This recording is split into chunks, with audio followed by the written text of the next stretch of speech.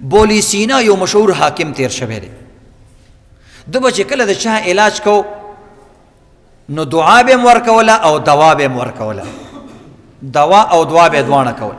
یو ځل د بادشاه زوی ډېر سخت بیمار شو هندوان سیکان مختلف حکیمان ډاکټران یې راجمع کړه هغه نه ښه کېدلو چا ورته بولی سینا مشهور حاکم دی هغه دعا هم کوي او دوا هم کوي هغه راوغواړه بولی سینا یې راوغوښتلو په دې ټیم کې یو دوه حکیمان ناستو هندوان یا بل مذهب والا نو خندلې چې مولا حکیم رالی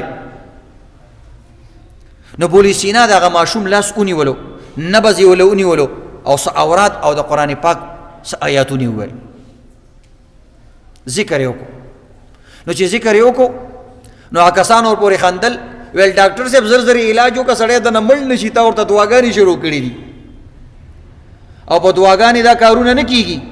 نو بولی سینا چې کم دی او دا اثر نه لري نو بولی سینا هغه حکیم ته وایي کینه قمقله جاهله غلی شه نو چې دی ورته ویل د هغه رنګ ډېر زیړ شو بیا سور شو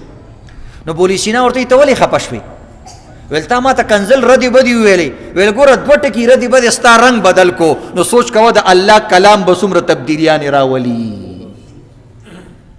دوه ټکو کنزلو ته څومره واوړولې راواوړولې او تغییر یې درکې راوستو ګینې ما تا ته څه کړي خو خبرې مې درته وکړلې او تا کې دومره بدلون راوستو نو سوچ کوه د الله کلام به په مریض کې څومره تبدیلیانې راولي وی لږ ساعت پس دغه ماشوم طبیعت صحیح شو